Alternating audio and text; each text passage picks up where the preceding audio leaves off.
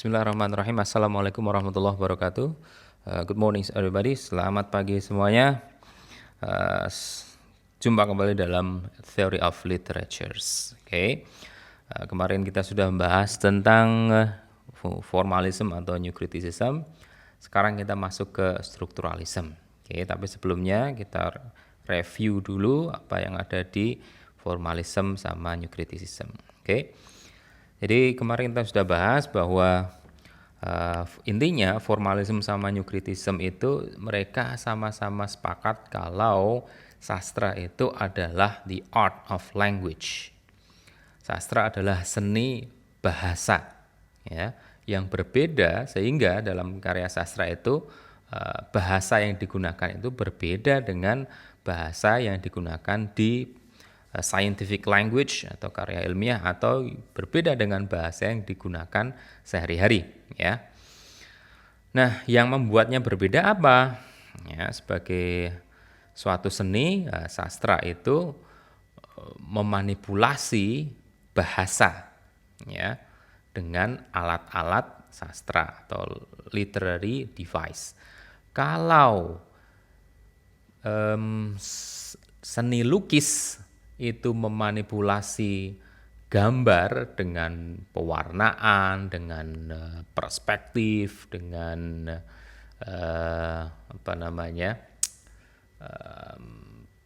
teknik-teknik menggambar. Ada yang tekniknya pakai macam-macam lah, ada tekniknya pakai yang di YouTube itu Anda bisa lihat pakai sinar matahari pak gambarnya, atau ada yang gambarnya disemprot, ada yang gambarnya diciprat-cipratkan dan sebagainya. Ya, itu manipulasi gambar dengan berbagai macam teknik. Nah, sama dengan sastra di sini, sastra itu manipulasi bahasa, cuman alatnya kan beda. Ya, alat manipulasi ini, contoh umpamanya kalau dalam sastra itu ada majas, ya, gaya bahasa, figurative language. Dalam puisi ada rima, rhymes, ada rhythms, ada assonance, ada dan sebagainya. Dalam cerita, novels atau dalam naratif ada yang namanya karakter, characterization, plot, ya, conflicts dan sebagainya, ya. Itu semua alat-alat untuk memanipulasi bahasa. Ya, sehingga kadang bahasa dalam karya sastra akan berbeda dengan bahasa yang dipakai di scientific language. Kalau dalam bahasa sastra kebanyakan konotatif umpamanya, ya, selalu ada simbol, selalu suatu kata itu bermakna banyak, ambigu dan sebagainya. Tapi kalau dalam scientific language kata itu harus sifatnya denotatif, jangan ada simbol dan sebagainya. Oke. Kalau dalam percakapan sehari-hari ya juga sama, kalau bisa kata itu jangan terlalu banyak ambiguitas, ya. Kata itu harusnya directly, langsung, denotatif, sehingga orang bisa mudeng yang dimaksud itu apa, yang kamu penginkan itu apa, ya, seperti itu. Tapi kalau dalam sastra kadang harus muter-muter dulu, harus mikir dulu, karena kenapa? Karena ada tadi alat yang memanipulasi itu literary device, entah itu gaya bahasa, kayak entah itu rima, kayak entah itu karakterisasi, plotnya dibuat macam-macam, ada maju mundur dan sebagainya, ada yang hanging, ada endingnya suatu film itu yang gantung dan sebagainya, banyak sekali. Oke. Nah, sehingga sastra yang baik itu bukan dari kata-kata maksud saya bahwa sastra itu, makna sastra itu bukan ditentukan oleh authornya, pengarangnya, atau tidak ditentukan oleh pembacanya, tapi ditentukan secara objektif oleh alat-alat yang dipakai untuk manipulasi bahasa itu, ya. Sehingga penelitian sastra, cara membaca, menganalisis atau menginterpretasi karya sastra itu bukan dengan cara tanya ke pengarangnya, ya. Karena pengarang pun kadang tidak mengetahui makna dari karyanya yang mungkin lebih kaya daripada makna yang dia ketahui. Ataupun pengarang kadang sesudah membuat karyanya 1 tahun kemudian atau 2 tahun kemudian dia baru sadar, oh ternyata ada makna lain dari karya yang saya buat. Oleh karena itu kadang pengarang tidak bisa dipercaya, ya. Sama juga pembaca, ya, pembaca juga sama. Pembaca nggak bisa dipercaya karena kadang ya ada selalu berubah pendapatnya, selalu berubah, ya, seiring berlalunya waktu.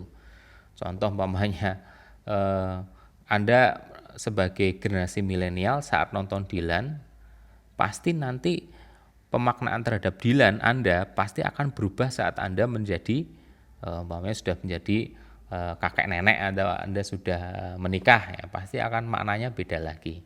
Itu sehingga pendapat pembaca pun tidak bisa dipercaya. Yang bisa dipercaya apa? Yang dipercaya yaitu ya objektifnya karya itu sendiri, ya, bahasa yang dipakai sama itu apa namanya alat-alat yang dipakai untuk memanipulasi itu.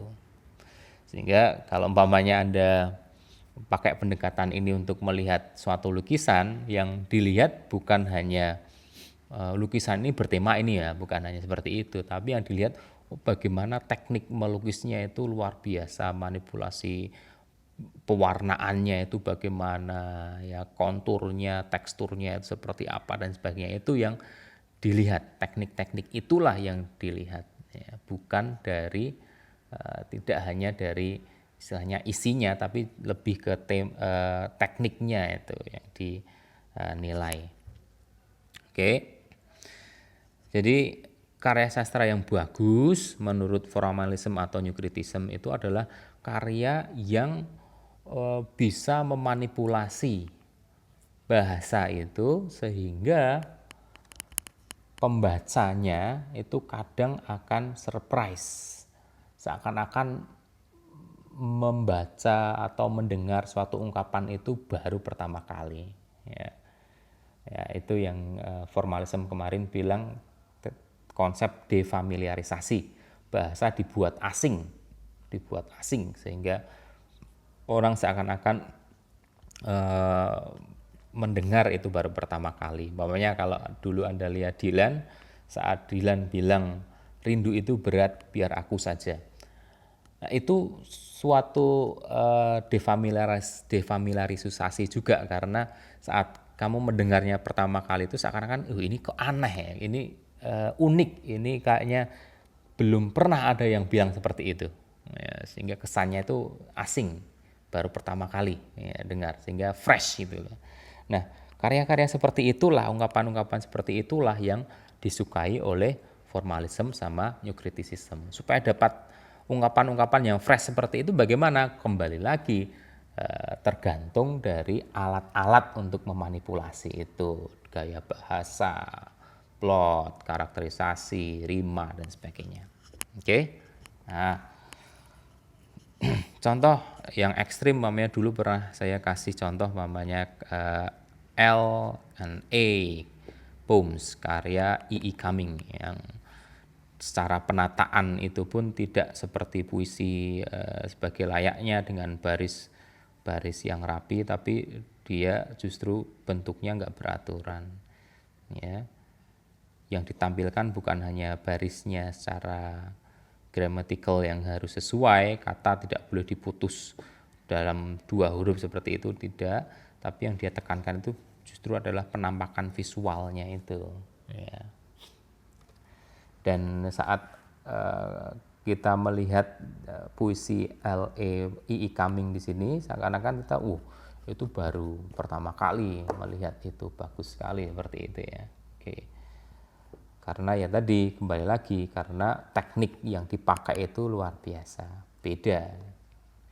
Sama seperti kalau dalam short story itu The Gift of Maggie, ya, The Gift of Maggie. Ini pakai teknik ironi yang bagus, ya, ironi yang bagus, gaya bahasa ironi, ya, ironi. Saya pernah cerita, jadi Gift of Maggie itu tentang ada laki-laki perempuan suami istri yang sangat mencinta satu sama lain, sehingga pengen berkorban, memberikan sesuatu yang berharga, yang sangat dicintai oleh masing-masing itu. Si suami melihat istrinya punya rambut yang bagus sehingga pengen membelikan jepit rambut yang paling bagus supaya kelihatan rambutnya makin cantik. Oke, karena istrinya suka sama rambutnya yang indah itu. Kebalikannya, istrinya itu melihat suaminya kok paling seneng sama jam arloji, kalau arloji yang dulu itu ya, yang zaman kolonial itu, yang nggak di tangan tapi yang dikalungkan itu ya, arloji. Nah, si istri itu pengen sekali membelikan rantai untuk arloji itu, ya, sehingga rantai itu nanti bisa dipakai ya untuk jadikan kalung bagi arloji itu. Nah, akhirnya si suami memberikan jepit rambut yang bagus sekali ke istrinya dengan menjual arlojinya. Sementara si istri ya membelikan rantai untuk arlojinya yang bagus, yang mahal dengan cara menjual rambutnya. Ya, Anda bisa bayangkan yang terjadi. Ya. Jepit rambutnya akhirnya nggak berguna karena rambutnya sudah dijual sama istrinya. Rantai untuk arloji itu sudah nggak berguna lagi karena arlojinya sudah dijual oleh suaminya. Ya, tapi walaupun seperti itu, yang paling berharga adalah cinta mereka yang mau mengorbankan mau mengorbankan apapun, bahkan sesuatu yang dihargai ya untuk seorang yang dicintainya ya. Oke. Nah, itu ironi. Itu bagus. Nah, dari sini kita bisa belajar ya, Anda bisa menerapkan dalam pelajaran bahasa Inggris. Gimana menerapkannya? Dalam hal menyeleksi karya-karya sastra, terutama naratif ya, Anda harus benar-benar menyeleksi naratif yang bagus. Yang bagus seperti apa? Kalau ala formalisme, yang bagus itu yang gaya bahasa yang dipakai, plotnya yang dipakai itu yang istilahnya defamiliarize itu ya, membuat seakan-akan itu cerita yang baru pertama saya dengar. Bagus sekali plotnya, bagus sekali simbolismenya, bagus sekali gaya bahasanya, sehingga seakan-akan sangat fresh gitu. Itu yang harus dicari ya. Atau kalau cari puisi yang agak aneh, ada inovasinya lah, sehingga bisa memantik diskusi dengan siswa ya, untuk mencari ini maknanya itu sebenarnya apa, atau sehingga siswa aktif untuk mengemukakan pendapat. Apalagi sesuatu itu bagi siswa menarik. Karena menarik kenapa? Karena aneh ya, karena kayaknya asing dan pengen dan menghasilkan keingintahuan untuk pengen tahu itu maknanya apa sih. Nah, itu yang kita pelajari dari formalism atau new criticism. Coba dicari, Anda bisa gunakan ini untuk mencari naratif yang bagus. Jangan hanya naratif yang itu saja. Oke. Next. Sekarang kita masuk ke strukturalisme. Oke. Asumsi pertama, kalau new criticism sama formalism bilang sastra itu adalah seni bahasa, seni memanipulasi bahasa dengan berbagai alat-alat literary devices-nya. Tapi kalau bagi strukturalisme, sastra itu seperti bahasa. Dan bahasa itu sendiri adalah suatu struktur. Ya. Dengan kata lain, strukturalisme mau bilang sastra adalah struktur sebagaimana bahasa. Oke. Nah, sekarang yang jadi pertanyaan, struktur bahasa itu seperti apa? Ya. Nah, strukturalisme mengambil konsep tentang struktur bahasa itu dari Ferdinand de Saussure. Ya, konsep jelasnya dari Ferdinand de Saussure itu adalah bahwa bahasa itu dibangun oleh dua elemen utama. Apa itu? Signifier dan signified. Oke, atau kalau dalam bahasa Indonesia penanda dan petanda. Signifier itu adalah the sound, the image, kata-kata, suara-suara yang membentuk kata-kata, membentuk kalimat, ya, ataupun gambar, ya, gambar yang nantinya mengacu pada sesuatu itu, ya. Sedangkan signified atau petanda itu adalah konsep yang diacu oleh gambar atau yang diacu oleh kombinasi suara itu. Contoh umpamanya kalau dalam screen ini arbor itu dalam bahasa Prancis yang artinya pohon. Ya, contoh kata pohon. Kata pohon itu sebagai penanda atau signifier, ya, dibentuk oleh kombinasi suara beh, oh, hah, oh, n. Ya. Atau pohon itu dibentuk dari ya gambar tentang pohon. Ya, itu penanda atau signifiernya. Ya. Nah, signifiednya apa? Atau petandanya apa? Signifiednya atau petandanya itu ya konsep tentang pohon. Ya, jadi signified atau petandanya pohon itu ya konsep tentang pohon itu adalah makhluk hidup yang punya akar, batang, dan sebagainya. Ya. Contoh lain umpamanya saat saya bilang kursi, penandanya kursi itu adalah kah, suara kah, u r s i, ya, yang kalau dikombinasikan menjadi kursi atau gambar kursi. Ya. Dan kombinasi suara KURSI atau gambar kursi ini, ya, mengacu pada konsep tentang kekursian. Apa itu konsep kursi? Ya, kursi itu sebagai tempat duduk yang biasanya kakinya ada 4 atau ada beberapa kursi yang kakinya 1 dan sebagainya. Ya, itu ya. Nah, hubungan antara kata signifier, ya, signifier tadi kumpulan suara keh, si atau gambar kursi. Hubungan signifier itu dengan referensi di kenyataan, ya, itu hubungannya secara tidak langsung. Ya, bukan langsung. Justru hubungan langsungnya itu dengan konsep tentang kekursian itu. Oke. Sehingga bahasa itu sifatnya mana suka-suka lah, mana suka. Kok bisa suka-suka? Ya tergantung dari konvensinya, tergantung dari masyarakatnya. Kalau masyarakat Indonesia bilang sesuatu yang berfungsi untuk tempat duduk itu disebut sebagai kursi, ya, KURSI, kursi. Tetapi bagi orang Prancis, ya, mereka akan bilang, oh itu bukan kursi, itu adalah le cahier, ya, seperti itu, mana suka. Orang Arab akan bilang kursiyun, gitu ya. Nah, jadi secara signifier, secara penanda itu bisa lain-lain.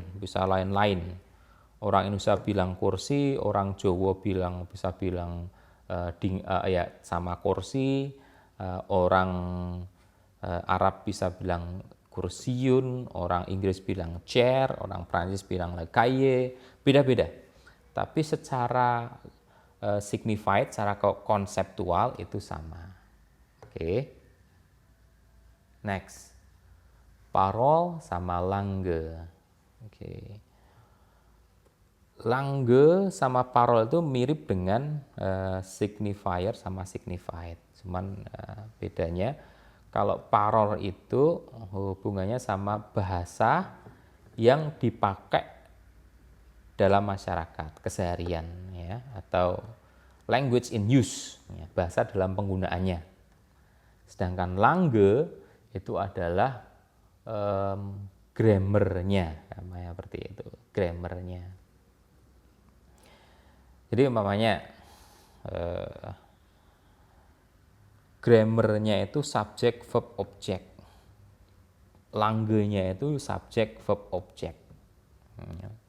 Supaya masyarakat mengerti itu ya, kalimat harus grammarnya subject, ada verb, ada objek gitu ya. Nah, di parolnya itu bisa banyak ya. I have a car itu subject verb object. She buys a car itu juga subject verb object. He eats food itu juga subject verb object ya. Tapi dari banyak parol ya, bisa diringkes dalam grammar yang disebut tadi sebagai lange. Oke. Ya. Dari banyak kalimat itu sebenarnya hanya kalimat tadi she buys a car dan sebagainya yang banyak itu aturannya sebenarnya sama, atau apa itu subject verb object gitu ya. Contoh lagi, di semua bahasa itu kan banyak kata ya, banyak kata itu, tetapi secara lange, secara grammarnya sebenarnya dari ratusan atau miliaran kata dalam suatu bahasa itu sebenarnya sama. Apa kesamaannya? Semua bahasa miliaran kata itu sebenarnya bisa diklasifikasikan menjadi kata benda, kata sifat, kata keterangan, dan sebagainya. Ya. Kata kerja dan sebagainya. Ya, itu lange parol. Ya, lange dalam penggunaan yang variasinya banyak, tapi parol yang variasinya bisa banyak sekali, tapi lange itu aturan yang sebenarnya aturan itu bisa meringkas dari banyak ribuan parol itu, sama seperti subject verb object itu bisa dijadikan aturan untuk membuat jutaan kalimat ya dengan pola yang sama. Gitu ya. Oke. Nah, implikasinya apa bagi sastra? Nah, dari situ sastra analisis atau kritik terhadap sastra lebih banyak difokuskan pada lange atau grammar of literary text. Ya. Karena bagi strukturalisme yang paling diprioritaskan itu bukan parolnya, bukan penandanya, tapi justru ke petandanya atau ke langgenya. Ya. Dengan satu lange itu bisa membuat parol yang banyak. Dengan satu struktur aturan subject verb object itu bisa membuat kalimat yang banyak.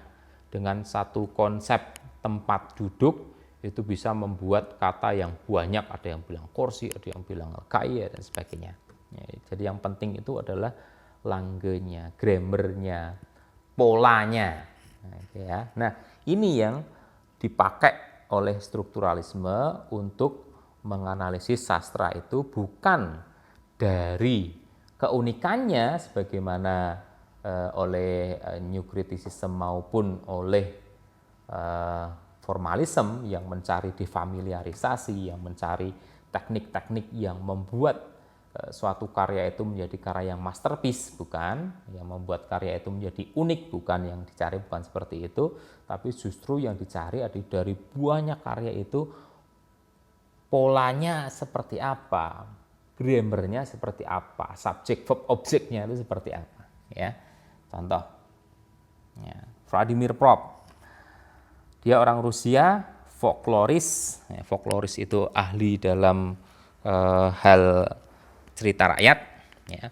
Dia mendata, mengumpulkan ratusan cerita rakyat dari Rusia.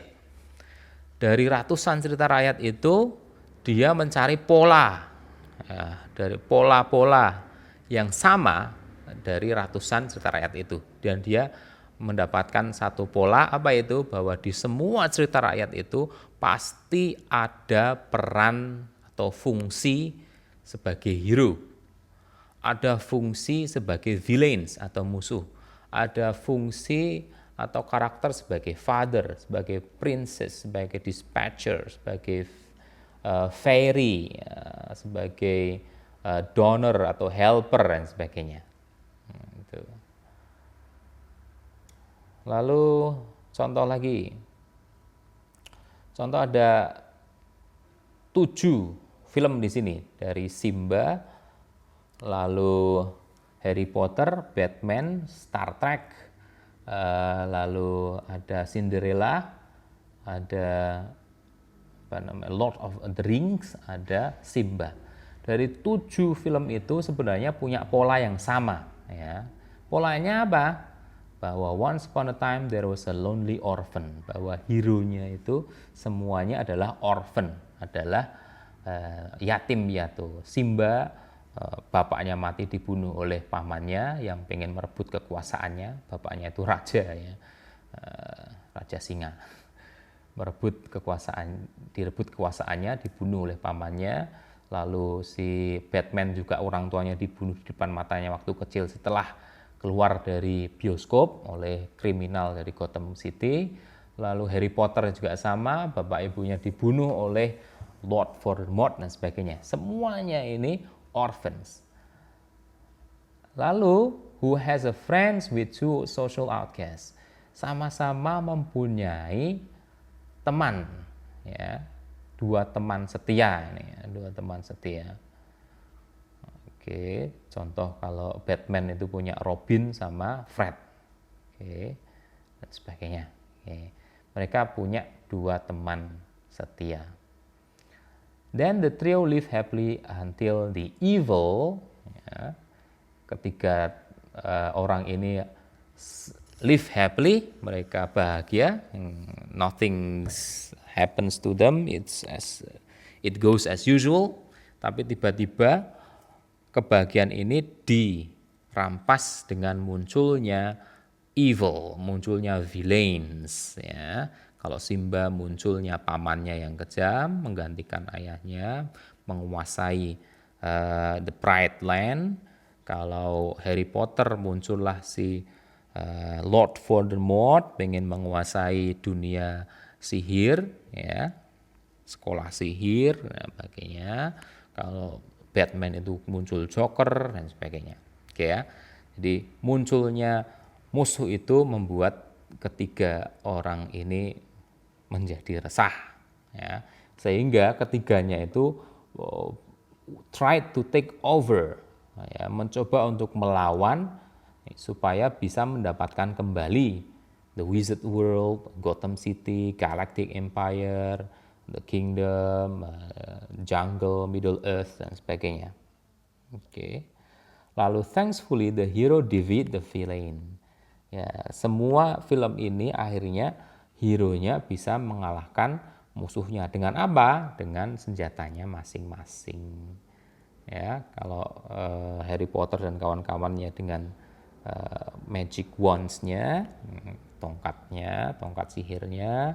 Ya, kalau Batman dengan persenjataannya, ya, dan sebagainya.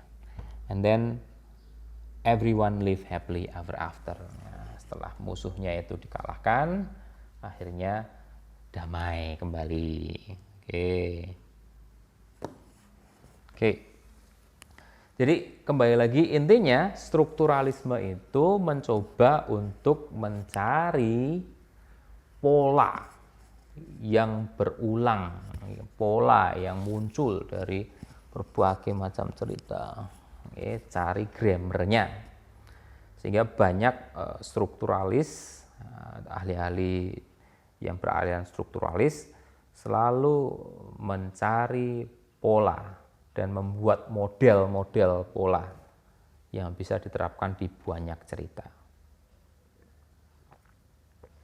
Nah, salah satunya adalah A.G. Greimas. Dia membuat yang namanya aktansial sim, ya, skema aktansial. Ya, dari skema itu, ya, Anda bisa lihat bahwa menurut Greimas semua cerita itu selalu diawali oleh adanya sujet atau hero yang pengen mencari objek atau objek, ya, pengen mengimpikan, menginginkan sesuatu, mendapatkan sesuatu, selalu pengen mendapatkan suatu objek, gitu ya. Kenapa kok si hero pengen mendapatkan sesuatu itu? Karena dia dipengaruhi oleh atau diinspirasi oleh destinator atau amateur, ya, atau sender. Oke, sender. Ada sender yang menginspire si subjek untuk mendapatkan objek.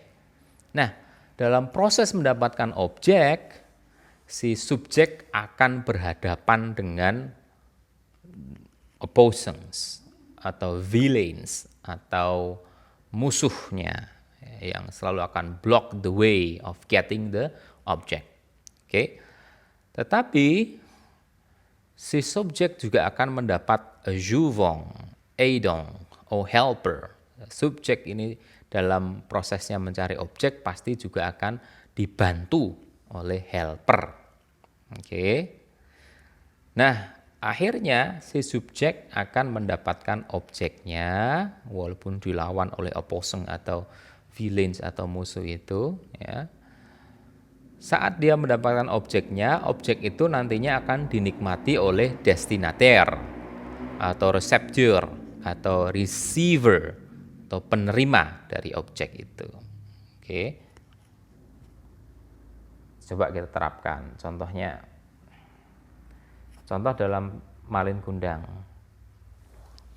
Di sini Malin Kundang sebagai hero, sebagai subjek itu pengen mengubah nasibnya dari orang miskin, ya, pengen mengubah nasibnya menjadi orang yang kaya sehingga bisa menjadi terhormat, dipandang masyarakat dan juga bisa lebih bahagia daripada menjadi miskin, ya. Lah kok bisa Malin Kundang itu pengen mendapatkan objek yang namanya kekayaan materi itu supaya bisa bahagia terhormat seperti itu. Karena Malin Kundang mendapatkan bisikan, terinspirasi dari apa yang membuat Malin Kundang itu terdorong, terinspirasi itu, satu karena kemiskinannya itu sendiri. Nah, tidak hanya kemiskinan ansih, tapi pandangan masyarakat tentang kemiskinan itu, ya, di mana masyarakat Malin Kundang itu lebih banyak adalah masyarakat yang materialis, yang egois. Kok bisa tahu? Karena Malin Kundang saat jadi miskin itu tidak dikenal oleh masyarakat, tidak dipedulikan masyarakat. Bahkan di cerita tidak ada masyarakat itu membantu Malin Kundang yang hidup sendiri dengan ibunya yang janda, miskin, sebagainya. Oke. Tapi begitu Malin Kundang sudah kaya, wah, satu kampung itu keluar semuanya. Oh, Malin Kundang sudah sukses dan sebagainya. Yang dulu tidak diperhatikan, sekarang satu kampung memperhatikan, gitu kan, ya. Nah, Malin Kundang belajar dari masyarakatnya yang memandang kemiskinan itu sebagai hal yang membuat orang tidak terhormat, membuat orang tidak terpandang, tidak dipedulikan, sehingga tidak bahagia. Nah, itu yang memaksa Malin Kundang. Kemiskinan itulah yang memaksa Malin Kundang, ya. Kemiskinan ala masyarakat Malin Kundang, ya, memandang kemiskinan suatu hal yang buruk, membuat orang tidak dipandang, tidak dihormati, gitu ya. Nah, saat Malin Kundang ini mencari kebahagiaan dengan cara mencari harta ini, kekayaan materi ini, maka akan ada yang block the way, ada yang melarangnya. Siapa itu? Ibunya. Ibunya sebagai musuhnya. Ya. Nah, dari sini kita belajar bahwa musuh itu tidak selalu jahat, ya. Musuh itu bisa jadi baik. Ya, jadi hero or villains, subject or villains, ya, itu tidak selalu baik ataupun buruk. Tidak semua hero itu baik, tidak semua villain itu buruk, ya. Ya, contoh aja namanya film horor, ya, film horor Chucky namanya. Kan jelas subjeknya itu adalah si Chucky. Ya. Subjeknya itu si Chucky, atau film IT. Ya, subjeknya itu ya sebenarnya si hantunya itu, ya. Dan hantunya belum tentu baik, pasti jahat nih sebagai subjek. Ya, lawannya itu ya musuhnya itu, namanya kalau IT itu ya musuhnya yang teman-teman sekawanan itu, ya sekawanan itu. Lah kok IT bisa jadi hero? Karena jelas film itu yang istilahnya misi utama dalam film itu kan sebenarnya misinya si hantu IT itu, yang dia punya misi untuk menteror kota, membunuh dan sebagainya, ya, yang punya misi itu. Ya, tanpa IT itu ya nggak akan jadi film, ya. Atau Freddy the Krueger, kalau film horor dulu Freddy Krueger, ya, tanpa Freddy the Krueger itu ya ceritanya nggak ada tentang Freddy the Krueger kok. Oke ya. Nah, jadi kembali lagi, hero belum tentu baik, ya, bisa juga jahat. Villain itu juga sama, belum tentu jahat, bisa juga baik. Ya, apalagi yang film terakhir ini Joker, ya. Film Joker, ya jelas itu hero-nya, subjeknya itu ya Joker, karena inti film itu ya perjalanannya si Joker itu, misinya si Joker itu, ya. Oke. Ya, kembali lagi ke Malin Kundang. Oke. Jadi Malin Kundang saat proses untuk mendapatkan kekayaan materi itu dihalangi oleh ibunya. Tapi dia ditolong, ya, oleh siapa? Ya, oleh saudagar, ya, saudagar yang menolongnya. Oke. Istrinya, atau yang kalau di cerita nggak disebutkan, ya umpamanya ada yang punya kapal yang memberi tumpangan, ya seperti itu, tahu, cuman itu nggak penting. Oke. Next. Nah, akhirnya nanti Malin Kundang akan berhasil mendapatkan kekayaan materi itu. Nah, dari kekayaan materi itu nanti yang mendapatkan siapa? Receivernya siapa? Ya.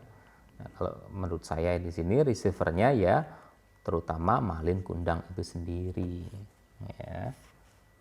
Bukan masyarakatnya atau bukan ibunya yang mendapatkan kebahagiaan, kehormatan itu Malin Kundang sendiri. Nah, dari sini kita akan belajar satu, ternyata masyarakat itu menjadi guru terbaik Malin Kundang. Buktinya saat kekayaan materi itu didapatkan, ya, Malin Kundang menjadi egois, menjadi matre, sama seperti masyarakatnya. Menjadi matre karena dia tidak mengakui ibunya, nah, ibunya miskin, ya, karena dia memandang sesuatu itu baik atau buruk dari materi, punya materi atau enggak, ya. Karena ibunya itu miskin, ya berarti ibunya buruk karena enggak punya materi, sehingga Malin Kundang tidak mau mengakui kalau itu ibunya matre, kan. Nah, oke. Yang kedua, jadi egois, sama seperti masyarakatnya, ya, masyarakat yang dulunya nggak pernah nolong Malin Kundang sama ibunya itu, ya Malin Kundang jadi egois, ya, dia menikmati hartanya tanpa pernah membaginya kepada masyarakat, apalagi mau menolong masyarakat, membuat pengabdian masyarakat, masyarakatnya dikasih kerja, wah nggak akan. Nah, oke. Jadi, seperti itu. Oke. Next. Itu contoh analisis Malin Kundang. Nah, dari sini kamu bisa pakai pola ini untuk membuat cerita-cerita lain yang mirip dengan Malin Kundang ya. Cuman beda karakternya dan beda modusnya dan sebagainya. Tapi intinya sama seperti Aktansi Alsim di sini. Ada subjek yang ingin mendapatkan kebahagiaan kekayaan materinya karena diinspirasi oleh masyarakatnya yang egois, yang matre ya. Dan dalam mencari kekayaan materi ini dihalangi oleh ibunya atau dihalangi oleh seseorang keluarganya ya, atau siapalah ya, yang terdekat dengannya, tapi ditolong oleh orang yang saudagar, orang yang di luar dirinya, yang jauh dari masyarakatnya ya, jauh dari keluarganya ya, sehingga nantinya saat dia mendapatkan materi dia menjadi orang yang egois, menjadi orang yang matre, sama seperti masyarakatnya. Oke, tuh Anda bisa membuat banyak cerita dengan pola yang sama seperti itu. Next, ada juga Todorov, ya, orang Rusia, coba membuat grammar dari banyak cerita dan dia akhirnya membuat suatu model grammar dari semua cerita, bahwa menurutnya semua cerita itu dimulai dari kondisi equilibrium, keseimbangan, lalu muncul disruption, ya, muncul keresahan, gangguan. Dari gangguan itu akhirnya mulai dikenali ini gangguan itu apa sih sumbernya, dari mana sih, siapa yang membuat sih. Nah, setelah diketahui baru attempt to repair the damage, baru berusaha untuk menghilangkan sumber masalah itu ya. Setelah sumber masalah itu bisa diatasi, nanti akan masuk ke dalam new equilibrium, keseimbangan baru lagi ya. Contoh umpamanya film Batman. Film Batman dimulai dari Gotham City yang damai seperti biasa, Batman yang hidup seperti biasa tanpa ada gangguan ya. Lalu kemudian tiba-tiba ada disruption of the equilibrium, tiba-tiba ada kejadian, umpamanya ada mayat di pinggir jalan, ada pembunuhan banyak orang tanpa diketahui siapa ini pembunuhnya ya. Nah, lalu Batman bertindak ya, dengan teman-temannya mulai bertindak. Ini ada masalah apa ini? Siapa sumber masalah ini ya. Setelah itu diketahui, oh ini ternyata Joker dan kawan-kawan ya. Setelah itu Batman menghilangkan sumber masalah itu, yaitu Joker ya, attempt to repair the damage ya, akhirnya berhasil membunuh Joker dan kawanannya, maka terjadi new equilibrium, keseimbangan baru lagi, hidup normal lagi. Tapi normalnya berbeda dengan normal equilibrium pertama tadi karena sudah ada intervensi Joker. Oke. Nah, nantinya new equilibrium itu nanti akan jadi equilibrium baru lagi ya. Equilibrium baru nanti akan diganggu oleh yang lain lagi, umpamanya setelah Joker mati sama pengikut-pengikutnya, Gotham City kembali damai. Nah, kedamaian itu menjadi equilibrium. Nah, damai itu tidak berlangsung lama, muncul lagi, ada disruption lagi ya. Ada umpamanya ada perampokan besar-besaran tanpa diketahui siapa pelakunya. Batman action lagi, cari siapa pelaku perampokan ini ya, siapa pelaku teror ini namanya. Oh, ternyata diketahui teror ini dilakukan oleh Ben dan kawan-kawannya gitu ya. Akhirnya Batman attempt to repair the damage, melawan si Ben dan kawan-kawan, bisa membunuh Ben dan kawan-kawan, masuk ke equilibrium lagi. Nanti jadi equilibrium, nanti muncul musuh lagi dan sebagainya. Terus itu muter seperti itu ya. Dan itu bisa kamu terapkan tidak hanya di Batman, ya, di Superman juga bisa, di Wiro Sableng itu juga bisa ya, di banyak film, banyak cerita pasti kebanyakan dimulai dari equilibrium, disruption, recognition, attempt to repair, muncul new equilibrium, terus seperti itu. Nah, ada juga yang seperti ini, model adventures. Ada juga yang model seperti ini, seperti yang kamu pelajari waktu kamu SMA. Jadi dari banyak teks naratif yang banyak sekali, lalu dicari polanya. Oh, ternyata dari banyak naratif itu, polanya itu selalu ada orientation, major complication, resolution. Nah, seperti itu. Sehingga dari pola itu diharapkan nanti kamu bisa membuat narasi baru ya dengan pola yang sama. Seperti itu ya. Oke, sama seperti tadi, kamu tahu subjek, verb, objek. Nah, kamu bisa membuat kalimat banyak sekali ya dengan pola yang sama, subjek, verb, objek. Oke, itu yang bisa saya sampaikan ya. Kembali lagi bahwa intinya strukturalisme mencoba untuk mencari pola